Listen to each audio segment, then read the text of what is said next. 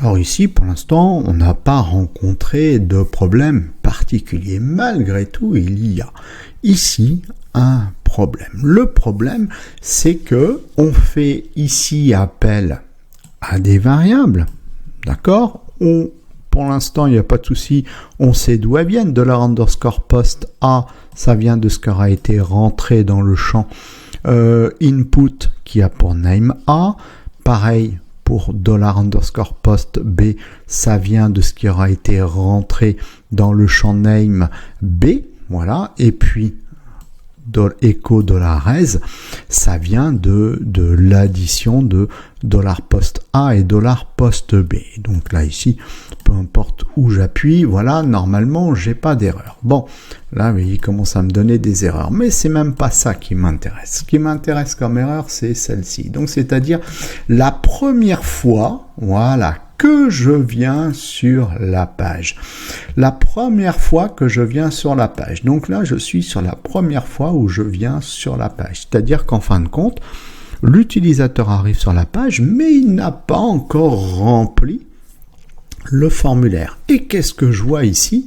Il y a des warnings. Ça veut dire qu'il y a des problèmes. Alors, essayons de comprendre ces warnings et de pouvoir interpréter. Alors, PHP, c'est pas toujours très très commode de pouvoir savoir c'est quoi le problème que je rencontre dans l'interprétation de mes codes.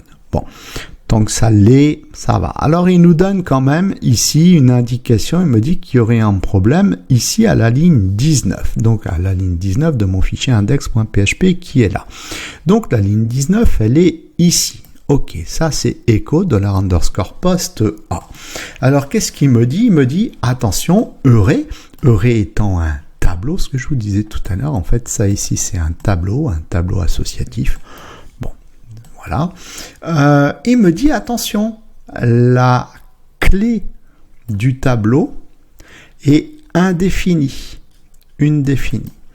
Donc ça veut dire que là ici, je lui dis tu m'écris le contenu d'une variable, mais cette variable n'existe pas. Donc pour lui, il y a une erreur. D'accord? Si on lui avait affecté une valeur d'entrée, il m'aurait rien dit. Mais là, en entrée, j'en ai pas. Qu'en est-il pour la suite? Il me dit pareil, à la ligne 21, la ligne 21, c'est celle-ci, celle qui demande à écrire le contenu de la variable, du champ B. Pareil, il me dit attention, c'est indéfini.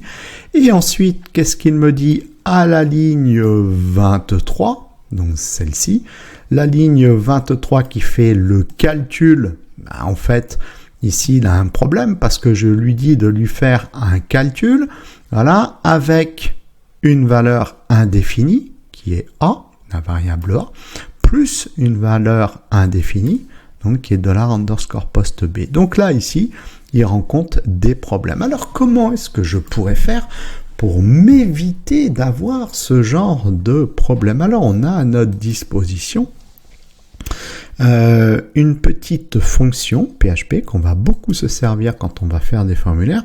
C'est la fonction iSet. Alors, justement, cette fonction iSet va permettre de pouvoir tester s'il y a la présence d'une variable. Et s'il y a la présence d'une certaine variable, à ce moment-là, nous allons accepter de pouvoir effectuer ces instructions. Donc là, ici, ce que l'on pourrait faire, c'est par exemple récupérer ici notre bouton de validation de formulaire, de lui rajouter un attribut name, donc attribut égal double cote, et on va lui donner une valeur. Alors pourquoi pas la valeur validée? Pourquoi pas? Bon, jusque-là, ça va rien changer à mon truc, je vais toujours avoir les mêmes erreurs. Alors, maintenant, pour cacher toutes les erreurs liées à l'appel de variables non définies, nous allons mettre en place une condition. Donc la condition, c'est if. Et une condition se suit d'une paire de parenthèses. Et dans la paire de parenthèses, c'est la condition en elle-même. Et ensuite, on va mettre un espace et on va ouvrir et fermer nos accolades. Et c'est là-dedans qu'on va mettre les instructions. Alors nous, les instructions qu'on voudra mettre, c'est tout ça. tout ce qu'on a fait précédemment. Donc je vais les couper, CTRL X, et je vais les coller à l'intérieur ici de mes accolades. Alors, je prends bien soin de faire une belle indentation ici sur mon script de manière à ce que ce soit beaucoup plus agréable à lire. Bon. Alors, vous voyez que là, ici, il n'est pas content. Ben oui, parce que je ne lui ai pas donné ici de condition. Donc, ça serait quoi la condition? Ce serait s'il existe une variable. Alors, attention, variable de type post qui a pour clé, donc là, tout à l'heure, ça c'est la clé A, ça c'est la clé B, ben, qui aurait pour clé le mot validé. Alors, justement, ici, dans la condition, on va écrire le mot i7. i7 est une fonction. Donc i7 va vérifier s'il existe une variable. Alors cette variable, donc c'est $_post, $_post, et son nom, c'est validé. Ok. Donc je dis clairement, si il existe une variable validée, alors j'écris tout ça. Sinon, il ne se passera rien. Alors, on va tester maintenant ce que ça donne. Donc, je vais copier l'URL pour dire c'est la première fois que j'arrive sur la page et regardez, il n'y a plus d'erreur. D'accord? Alors, j'aurais très bien pu faire ici une contre-condition. Pour faire une contre-condition, après l'accolade fermante, je mets le mot-clé else. Ça veut dire sinon, et j'ouvre et je ferme mes accolades pour donner là où les instructions qu'il devrait y avoir. Ben là, je vais juste écrire, je vais écrire une phrase, je vais dire entre une valeur dans le champ A et dans le champ B. Donc à ce moment-là, on va aller chercher notre petite fonction echo. Comme c'est une chaîne de caractères que nous allons vouloir écrire, on va mettre des cotes, simple cote ou double cote. Je n'oublie pas tout de suite de mettre un point-virgule pour dire que l'instruction est terminée. Et ici, je vais dire entre une valeur dans les champs A et B. CTRL S.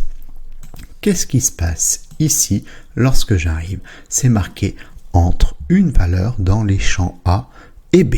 Alors justement, entrons une valeur, 2 pour le champ A, 3 pour le champ B, j'appuie sur le bouton calculer, voilà, et là, ici, je récupère echo $post A, c'est-à-dire 2, ce que j'ai rentré dans le champ de formulaire A, et je récupère 3, c'est-à-dire ce que j'ai rentré ici dans le champ de formulaire B, et ici 5, étant le résultat du calcul de $_post A plus $_post B. Et vous remarquerez que entre une valeur dans les champs A et B n'est plus affiché, puisque ça c'est la contre-condition. Ça veut dire que s'il n'existe pas une super globale $_post validée, alors j'écris ça. Mais si elle existe, alors je me contente d'écrire les instructions qui sont là. D'accord? Et donc ici, pourquoi elle existe? Bien parce que ici, le bouton ici de soumission de formulaire a généré cette super globale $_post validée.